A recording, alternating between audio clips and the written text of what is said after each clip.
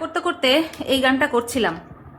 কন্টেন্টের সঙ্গে অবশ্যই রিলেটেড নয়, বাট এই গানটা করছিলাম হঠাৎ করে, কেন জানি না। সকালবেলা রান্না করতে করতে এই গানটা করছিলাম।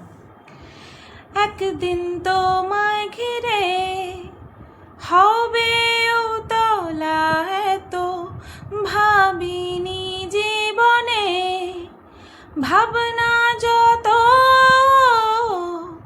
একদিন তোমায় ঘিরে হবে উতলা, এত ভাবিনি জীবনে, ভাবনা যত বুঝিনি খুশিতে আমাকে ভাসাতে আসবে কাছেতে সেই তুমি যে। Ooh la la I love you my Sorea, ooh la la ও Sorea, ooh la la I love you my Sorea, ooh la la. করে যে দুরু দুরু দুরু দুরু মন আমার, করে যে দুরু দুরু মন আমার, হলো যে শুরু শুরু শুরু শুরু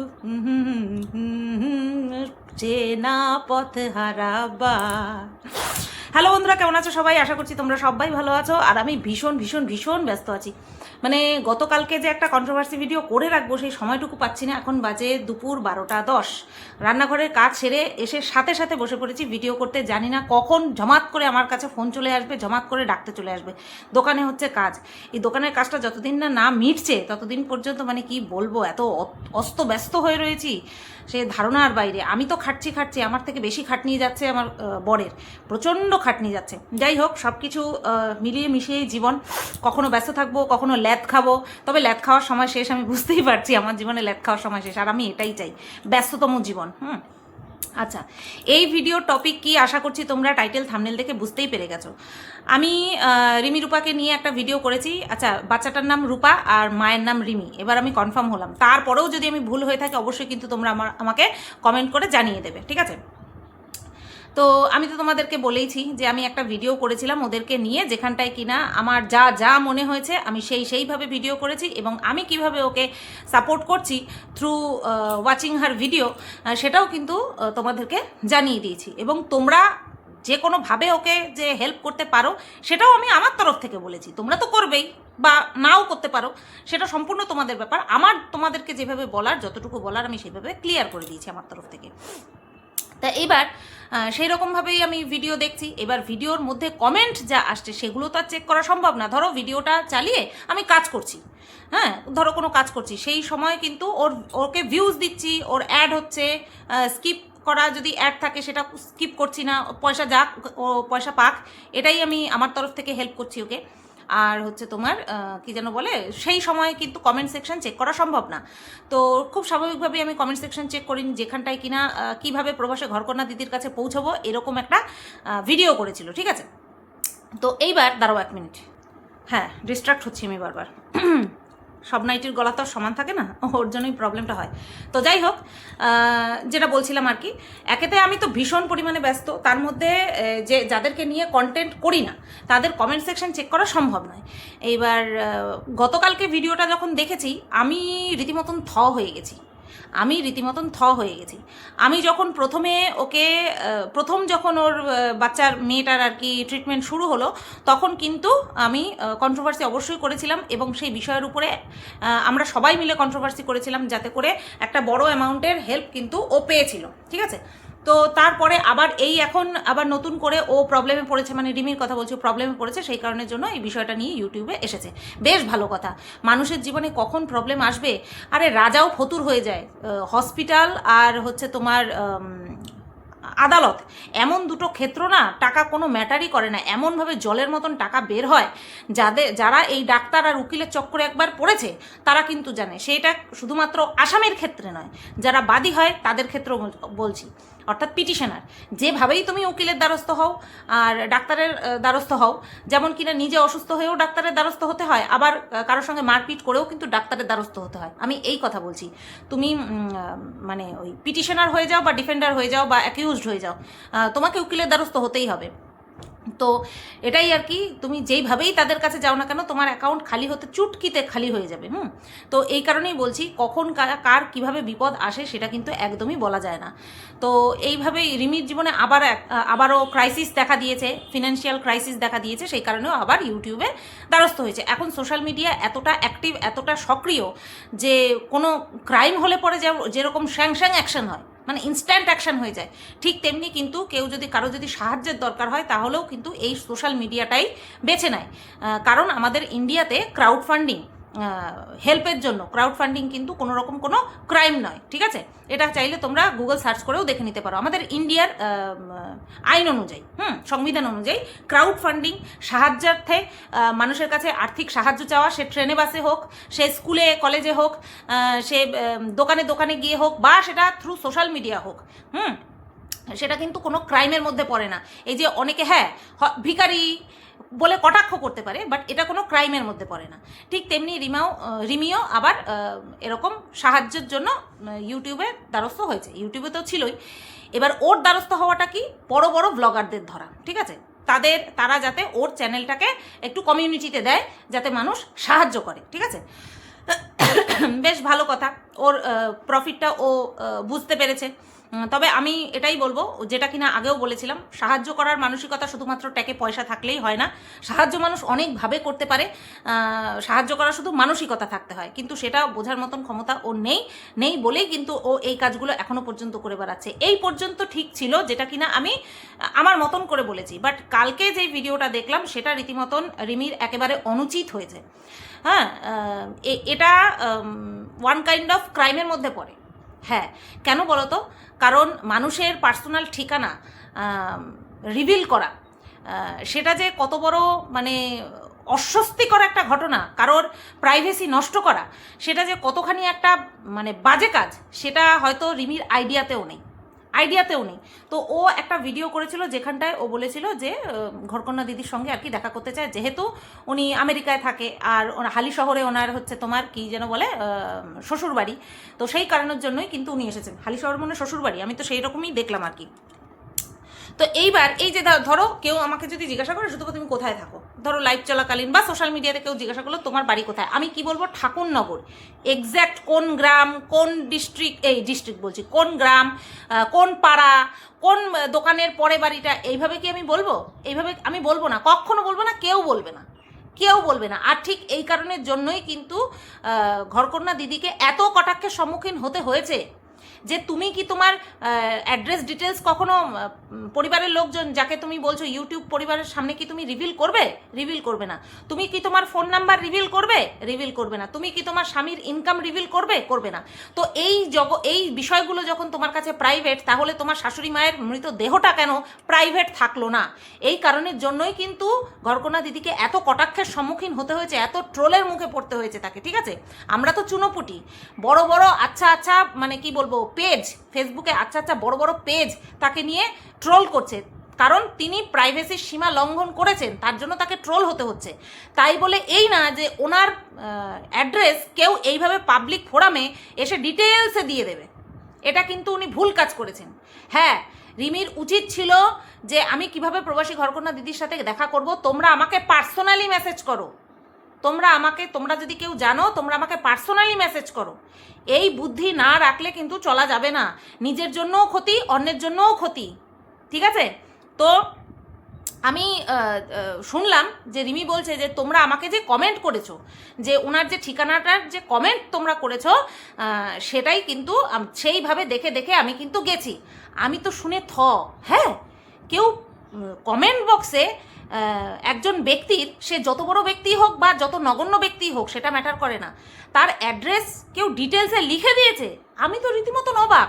আমি সাথে সাথে ভিডিওটা ওই জায়গাতে পজ করে আমি আগের দিন যে ভিডিওটা দেখেছি তার কমেন্ট সেকশনটা চেক করতে গেলাম, গিয়ে খুঁজি, হ্যাঁ একটা জায়গায় দেখছি সেই কমেন্টটা লেখা, এবং সেই ইউটিউব যে কখনো ফোন নাম্বার অ্যালাউ করে না কমেন্ট বক্সে, কারোর অ্যাড্রেস যে অ্যালাউ করে না, সেটা ওই কমেন্টটা দেখে আমি বুঝতে পেরেছি। সেই কমেন্টটার মধ্যে একটা কাটা চিহ্ন দেওয়া, মানে আমরা একটা লেখা লিখলে পরে যদি ভুল হয় আমরা একটা সিঙ্গেল এরকম দিয়ে দিই না কাটা চিহ্ন, ঠিক সেরকম ইউটিউবের থেকে কমেন্ট সেকশন থেকে ওটা গাইডলাইনের আন্ডারেই পড়ে গেছে, তার জন্য কিন্তু ওটা কেটে দিয়েছে।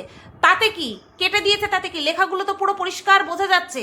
সুতরাং এটা ইউটিউবের গাইডলাইনের বাইরে, তো এটা ইউটিউবের গাইডলাইনের মধ্যে মানে নীতিতেও এটা ক্রাইম, আর এটা এমনিতেও একটা ক্রাইম যে অন্যের প্রাইভেসি নষ্ট করা, হ্যাঁ, কারোর সম্মতি ব্যতীত কারোর এইভাবে ঠিকানা রিভিল করা, এটা রীতিমতন একটা আইন অনুযায়ী ক্রাইম, ঠিক আছে, যেটা কিনা সেই কমেন্ট কর্তা করে দিয়েছে। আমি বুঝি না এদের কি আক্কেল জ্ঞান।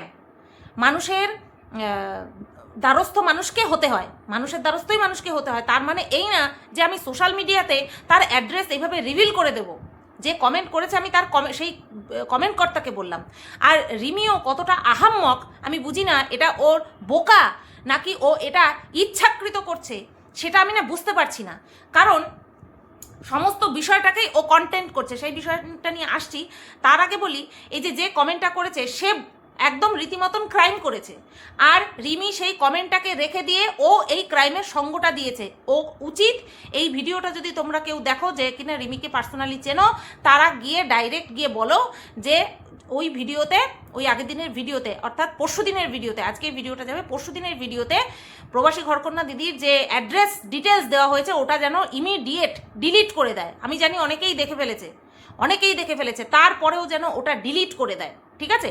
এইবার ওই অ্যাড্রেস ডিটেলস অনুযায়ী বেরিয়ে পড়েছে রিমি, আর তার সাথে আরেকটা মহিলাকে নিয়ে বেরিয়ে পড়েছে।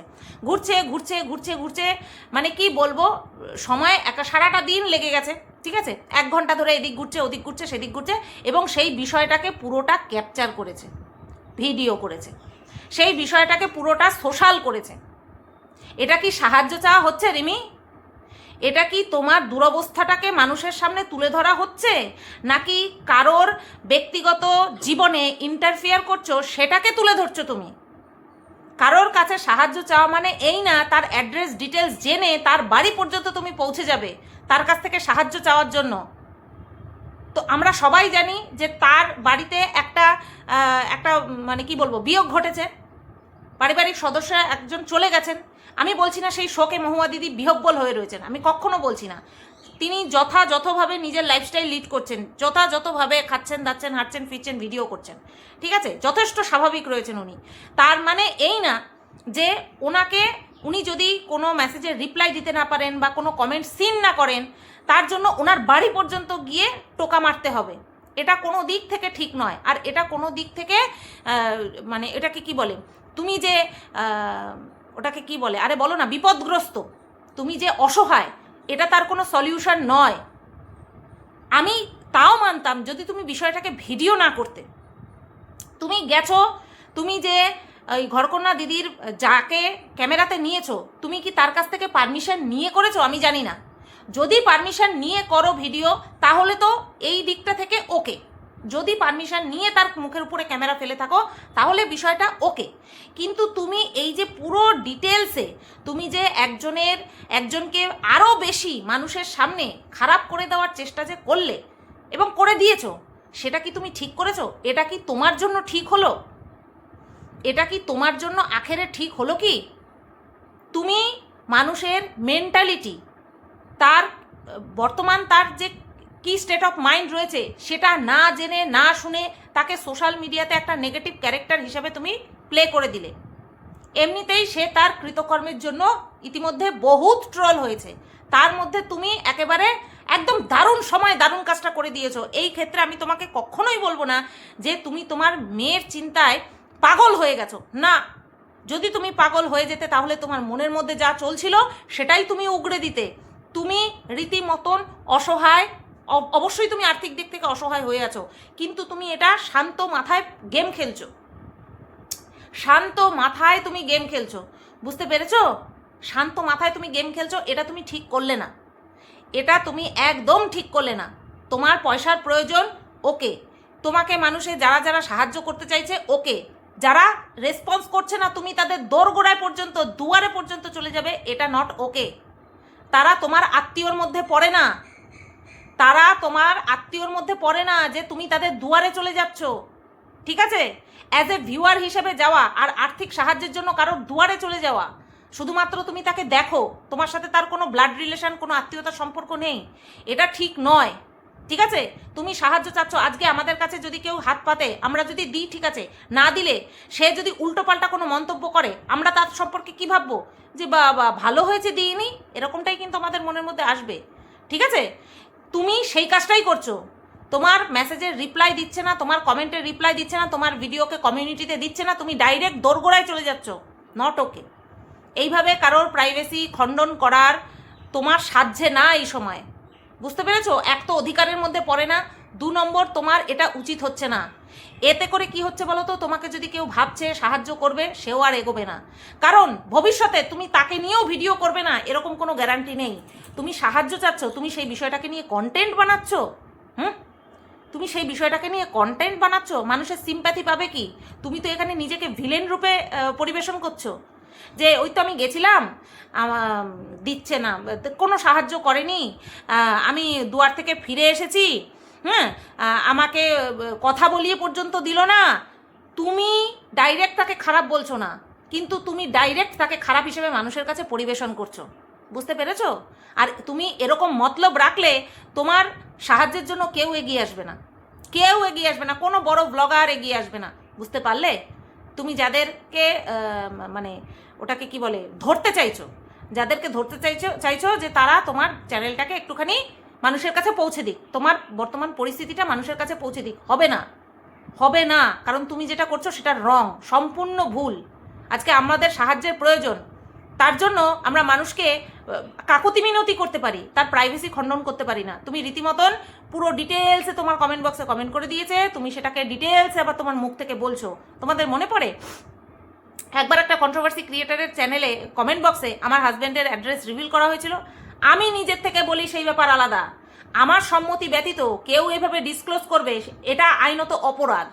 ঠিক আছে? আমি আমার ছবি তুলে সোশ্যাল মিডিয়াতে ছাড়তেই পারি, তার মানে এই না আরও একজন ব্যক্তি আমার অনুমতি ছাড়া আমার ছবি নিয়ে তার সেটা ছেড়ে দিল, তার চ্যানেল থেকে, তার অ্যাকাউন্ট থেকে, তার পেজ থেকে ছেড়ে দিল। এটা অপরাধ। বুঝতে হবে এই জিনিসগুলো। মাথা খারাপ হলে পরে, তুমি যদি তোমার মেয়ের জন্য পাগল হয়ে যেতে, তাহলে পরে তোমার মনে যা থাকতো সেটাই তুমি উগড়াতে। তুমি এইভাবে ছলে বলে মুখের ভাষা দিয়ে মানুষকে অন্য মানুষের কাছে খারাপ করতে না। এতে করে কি হচ্ছে? তোমার ইমেজ তো অবশ্যই বুদ্ধিমান মানুষের কাছে নষ্ট হচ্ছেই, তোমাকে সাহায্যের জন্য কেউ এগিয়ে আসবে না। সেকেন্ড হচ্ছে ওই যে ওই মহিলার সম্পর্কে আরও বেশি খারাপ ধারণা মানুষের মনের মধ্যে হচ্ছে। ঠিক আছে? উনি কিন্তু ওভারকাম করে যাবেন, উনি ওভারকাম করে যাবেন, কিন্তু তুমি তোমার বর্তমান পরিস্থিতি থেকে ওভারকাম করতে পারবে না। বুঝতে পারলে? সাধারণ সেন্স রাখো। তুমি বলছো যে ঘরকন্যা দিদির যা বলছে যে ঘরকন্যা দিদির জায়ের বাড়ির বাপের বাড়ির নাম্বার নেই, এটা সম্পূর্ণ মিথ্যে কথা, সেটা আমরাও জানি। কেন বলছে, কেন করছে, বিষয়টা কেন করছে এটা বুঝতে হবে। যে সবাই চায় না যে সবাই সবার সাথে কথা বলুক, চায় না। এতে কেউ যদি খারাপ মনে করে তো মনে করবে, তাতে কিন্তু কারণ কেউ পার্সন হিসেবে যে খারাপ হয়ে গেল তা কিন্তু না। ঠিক আছে? তোমার চাহিদাটা অতিরিক্ত হয়ে যাচ্ছে, তুমি নিডি, তোমার আর্থিক সাহায্যের প্রয়োজন, ঠিক আছে, কিন্তু তোমার যে চাহিদাটা যে আমি এইভাবে মানুষের কাছ থেকে সাহায্য নেবো, এটা অতিরিক্ত হয়ে যাচ্ছে তোমার। বুঝতে পারলে? সেই কারণের জন্যই তুমি এখন নেগেটিভ ক্যারেক্টার হিসেবে, কমসে কম আমার কাছে তুমি নেগেটিভ হয়ে গেলে। তোমার এটা সাহায্যের চাইতে তোমার কাছে এটা কন্টেন্ট বেশি হয়ে যাচ্ছে, মানুষের ক্যারেক্টারটাকে তুমি তুলে ধরছো। এটা তোমার কাজ এখন, তোমার এটা কাজ। যাই হোক, এই ভিডিওটা এই পর্যন্তই রাখলাম। এটা গতকালকেই করব ভাবছিলাম, কিন্তু আর করা হয়নি, এখন করে দিলাম। বা আমার কপাল ভালো যে আমার এই ভিডিওটা করার সময় কোনো রকম কোনো ডিস্ট্র্যাক্ট আমি হলাম না, বা কেউ আমাকে ডাকেনি, এটা অনেক বড় কপাল। চলো, ভিডিওটা এই পর্যন্তই রাখলাম। আমার মতের সঙ্গে তোমরা কতটা সহমত পোষণ করছো অবশ্যই কিন্তু কমেন্ট সেকশনে জানিয়ে দিও। সবাই তোমরা ভালো থেকো, সুস্থ থেকো।